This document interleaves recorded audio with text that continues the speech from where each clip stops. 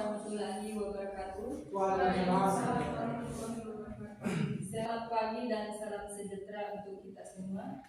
Yang terhormat Bapak Arham SIP MSI, yang terhormat Bapak Muhammad Iman Hidayat SIP MA, yang terhormat pula Bapak Ahmad Rizaldi SOS MSI. Yang kami hormati segenap tamu undangan dan seluruh peserta yang kami banggakan.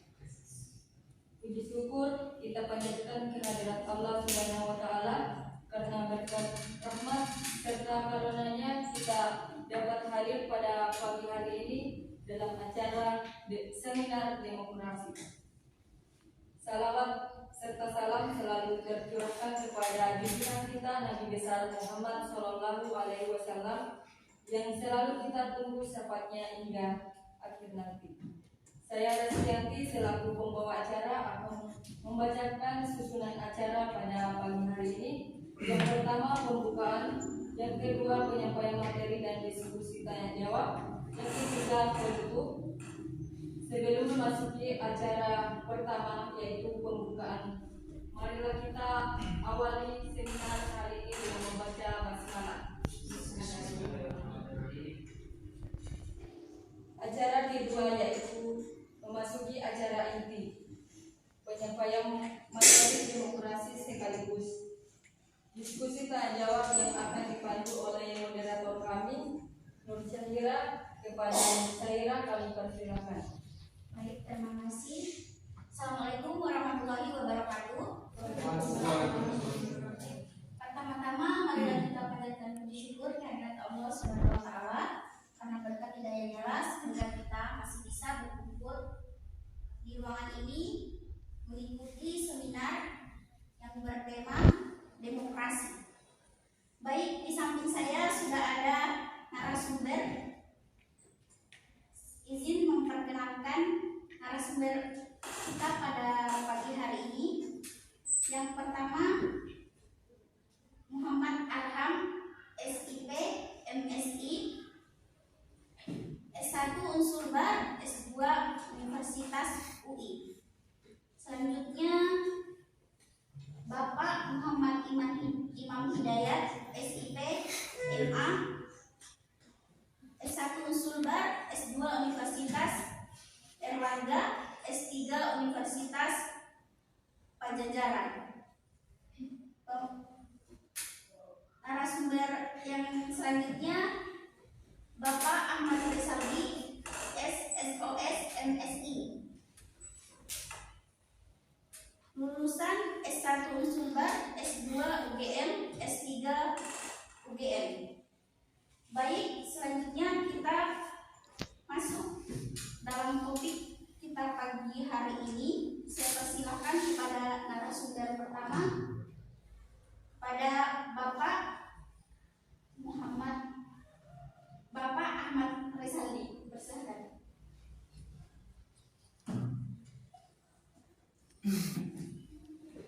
Assalamualaikum warahmatullahi wabarakatuh. Pada materi ini saya akan membahas sedikit tentang perkembangan demokrasi di Indonesia pada saat ini. Nah, perkembangan demokrasi di Indonesia saat ini masih mengalami dinamika yang kompleks. Terdapat upaya-upaya untuk meningkatkan transparansi, akuntabilisasi dan partisipasi publik dalam proses politik. Namun, beberapa tanggapan seperti polarisasi politik, kebebasan berpendapat, dan ketimpangan sosial masih menjadi isu yang perlu ditangani dengan serius.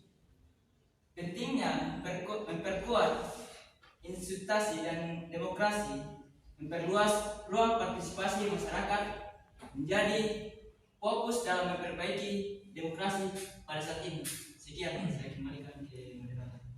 Baik, terima kasih. Itu tadi pemaparan materi dari Bapak Ahmad Rizaldi. Selanjutnya kita masuk ke narasumber kedua, yaitu Bapak Muhammad Arham. Saya persilakan.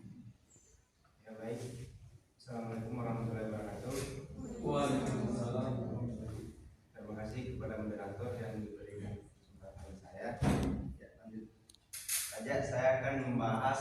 tentang demokrasi yang ada pada saat sekarang ini. Nah, perkembangan demokrasi masa kini menunjukkan variasi dan dinamika yang signifikan di berbagai belahan dunia. Nah, beberapa poin penting yang mencerminkan kondisi demokrasi saat ini yaitu konsolidasi dan kemunduran demokrasi. Di beberapa negara, demokrasi mengalami konsolidasi dengan pemilu yang lebih bebas dan adil, serta meningkatkan partisipasi masyarakat dalam proses politik. Nah, yang kedua, ada juga kemunduran demokrasi di sejumlah negara, ditandai dengan peningkatan otoritarianisme, pelemahan institusi demokratis, dan pembatasan kebebasan sipil. Nah, ada juga teknologi demokrasi. Nah, teknologi digital dan media sosial memainkan peran penting dalam memperluas akses informasi dan memungkinkan partisipasi politik yang lebih luas. Mungkin saya kembalikan ke Baik, terima kasih kepada Bapak Arham. Selanjutnya kita ke narasumber yang terakhir, yakni Bapak Muhammad Imam Hidayat dengan hormat saya persilakan. Oke, baik Pak. Terima kasih moderator. Assalamualaikum warahmatullahi wabarakatuh. Melanjutkan dari apa yang awal dan kedua tadi sebutkan tentang demokrasi. Demokrasi itu sendiri pada awalnya dia muncul di Yunani ya, tahun 5 Masehi.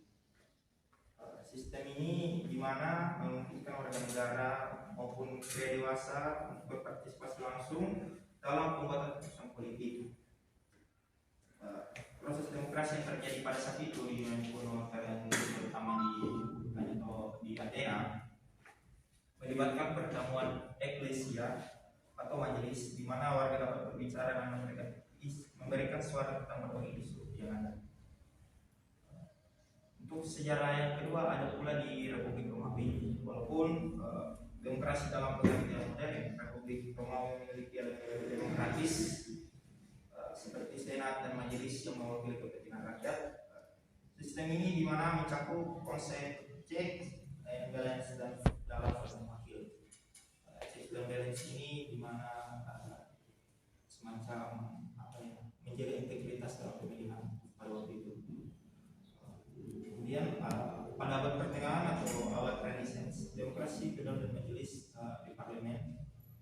Pada abad pertengahan, di mana berbagai kerajaan Eropa memiliki bentuk awal parlemen yang mewakili bangsawan dan kadang-kadang wakil kota.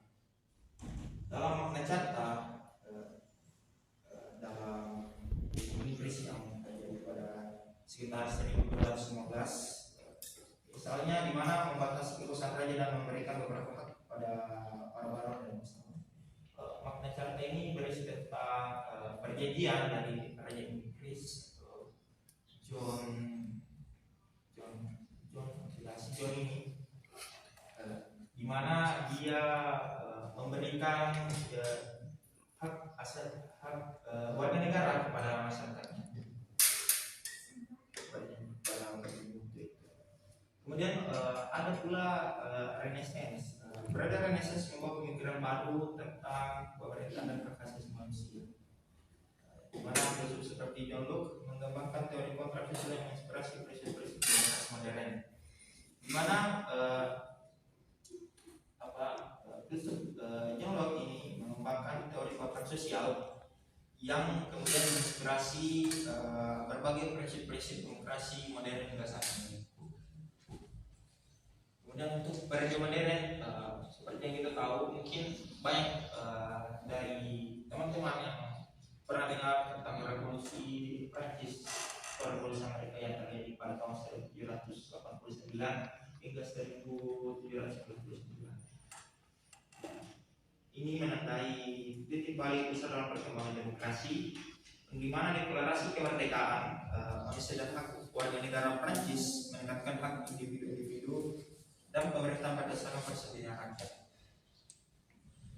Kemudian terdapat pasca perang dunia kedua ini juga mempengaruhi bagaimana demokrasi itu berjalan hingga sekarang. Banyak negara yang mendirikan atau memberikan sistem demokratis. Organisasi internasional seperti PBB mendukung hak asasi manusia dan proses demokratis. Gerakan dekolonisasi Afrika atau gerakan anti perbudakan yang ada di Amerika itu membawa demokrasi ke banyak negara baru. Baik, mungkin kami kembali balik. Baik, terima kasih kepada narasumber. Jadi materi yang disampaikan oleh para narasumber kita sangat menarik. Baik, selanjutnya kita akan memasuki sesi tanya jawab kepada mahasiswa atau mahasiswi yang ingin bertanya. Dipersilakan angkat tangan dan perkenalkan. Silakan. Baik, silakan. Baik, perkenalkan nama saya Lemawan dari Prodi Politik.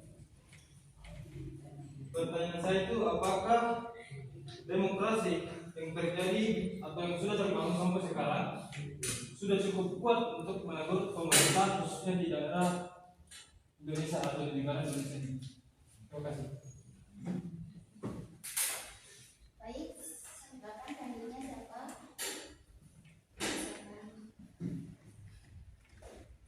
Baik, terima kasih. Perkenalkan, nama saya Nurdandia dari Prodi Ilmu Politik. Jadi pertanyaan saya itu bagaimana sistem pemilihan umum yang adil dan transparan dapat mendukung keberlanjutan demokrasi tentunya di Sulawesi Barat. Terima kasih. Selanjutnya, Oke, baik. Saya mulai. Oke, baik. Perkenalkan, nama saya Ahmad, mahasiswa dari Universitas Prodi Ilmu Politik. Di sini saya akan mengangkat salah satu filsuf, yaitu Aristoteles, karena dia menolak demokrasi karena dia memiliki 3 konsep ideal. Nah, konsep ideal itu monarki, aristokrasi, politia. Nah, bagaimana bentuk pemerintahan yang masuk politia ini? Terima kasih. pertanyaannya sangat menarik ya teman-teman. Baik, saya persilakan kepada narasumber untuk menjawab pertanyaannya. Silakan diberikan. Baik, saya persilakan kepada Bapak Muhammad Arham. Ya baik, saya akan menjawab pertanyaan dari saudara Dewan. Itu pertanyaannya, apakah demokrasi yang terjadi sekarang sudah cukup kuat untuk menegur pemerintahan? Nah, kekuatan demokrasi dalam menegur pemerintahan dapat bervariasi di setiap negara dan tergantung pada berbagai faktor, termasuk kebebasan pers, independensi lembaga yudikatif, keberadaan masyarakat sipil yang aktif, dan sistem check and balance dalam pemerintahan. Nah, kebebasan pers yang dimaksud media yang bebas dan independen mampu mengawasi dan melakukan tindakan pemerintah tanpa rasa takut akan represi atau sensor. Nah, yang kedua, lembaga yudikatif yang independen. Nah, pengadilan yang bebas dari campur tangan eksekutif atau legislatif dapat menegakkan hukum secara adil dan memberikan sanksi jika pemerintah melakukan pelanggaran. Nah, mungkin itu saja yang saya berikan. Baik, terima kasih kepada narasumber. Selanjutnya pertanyaan dari saudara Ahmad. Persilakan kepada Bapak Imam Hidayat.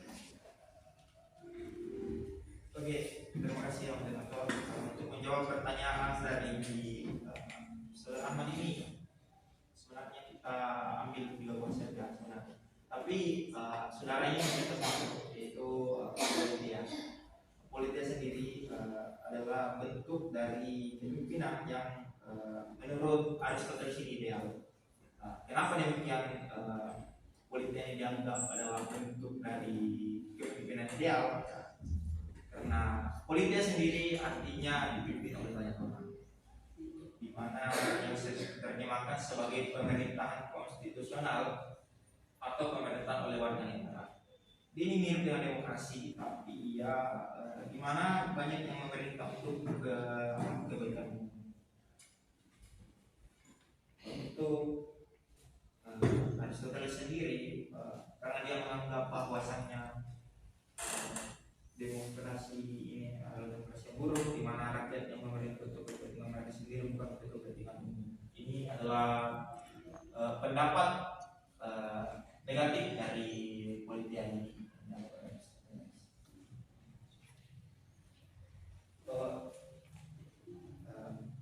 Kenapa kemudian politik ini dianggap sebagai bentuk pemerintah yang paling ideal dalam kondisi tertentu? Karena beberapa faktor. Yang pertama, keseimbangan. Politik ini adalah campuran dari oligarki dan demokrasi, yang berarti di mana menggabungkan dua unsur terbaik dari dua bentuk ini. Yang stabilitasnya juga, pemerintahan ini dianggap lebih stabil karena melibatkan banyak orang dalam proses pengambilan keputusan, mengurangi kemungkinan tirani atau oligarki yang korup. Dan yang ketiga, waktu kepentingan politik diatur untuk kepentingan umum, bukan untuk kepentingan individu atau kelompok tertentu. Jadi politik ini memang identik dengan demokrasi, tetapi dia lebih mengedepankan kepada di mana masyarakatnya memiliki bentuk kekuasaan tertinggi. Aristoteles juga menyadari bahwa bentuk pemerintahan ideal ini bisa berbeda tergantung pada konteks sosial atau budaya. Jadi politik ini istilahnya dia kurang fleksibel, karena ini beberapa negara atau beberapa negara di mana pemerintahan ini dipengaruhi oleh pengaruh sosial ataupun budaya. Jadi menurutnya meskipun politik ini adalah bentuk pemerintahan yang ideal secara umum, implementasi yang efektif memerlukan penyesuaian dengan kondisi spesifik dari setiap negara ataupun kota. Terima kasih. Baik, terima kasih kepada Bapak Hidayat. Selanjutnya kita masuk ke pertanyaan terakhir. Saya berikan kepada narasumber kita, Bapak Ahmad Talisandi.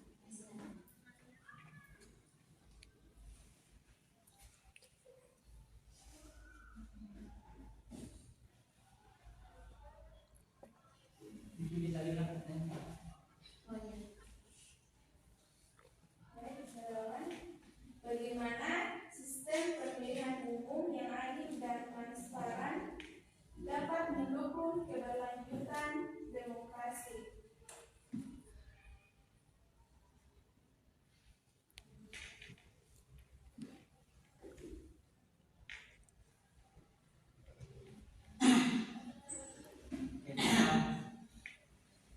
Pertama itu prosesnya rumit dan lambat karena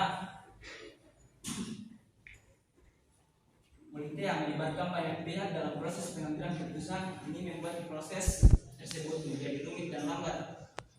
Dan yang kedua adalah ketegangan antar kelompok. Nah, dengan adanya banyak kelompok memiliki kekuasaan dengan kepentingan berbeda, politik berfungsi menimbulkan konflik antar kelompok. Nah, yang ketiga, korupsi dan kolusi. Banyak kelompok terlibat dalam pemerintahan. Nah, perjanjian rahasia atau kompromi yang tidak sehat bisa merusak integritas sistem dan membuat kebijakan lebih condong kepada kepentingan tertentu. Dan yang keempat adalah variabilitas dalam kepemimpinan. Karena politik ini melibatkan banyak orang dalam pemerintahan, kualitas kepemimpinan bisa bervariasi secara signifikan. Mungkin saya bisa. Terima kasih kepada bapak-bapak narasumber kita pada pagi hari ini. Izinkan saya menarik kesimpulan dari tema kita hari ini,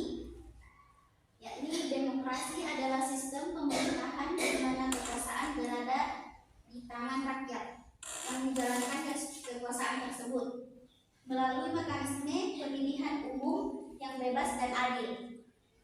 Prinsip utama demokrasi bebas dan meliputi partisipasi politik, kebebasan sipil, persamaan di depan hukum, dan penghormatan terhadap hak asasi manusia. Baik, terima kasih. Itu saja yang bisa saya simpulkan dari tema seminar kita pada pagi hari ini. Saya sebagai moderator mohon maaf atas kekurangan dan terima kasih. Sebelum saya kembalikan ke MC, kita berikan aplaus kepada narasumber kita.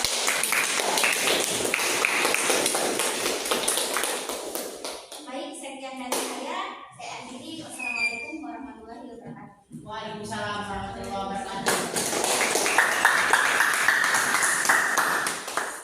Baik, terima kasih saudari Syahira selaku moderator. Hadirin yang berbahagia, sampailah kita di penghujung acara seminar demokrasi pada hari ini. Kami ucapkan terima kasih kepada seluruh tamu undangan dan seluruh peserta. Kami mohon maaf apabila ada kata dan perbuatan yang kurang berkenan. Kami selaku pembawa acara pamit undur diri. Sekian, wassalamualaikum warahmatullahi wabarakatuh.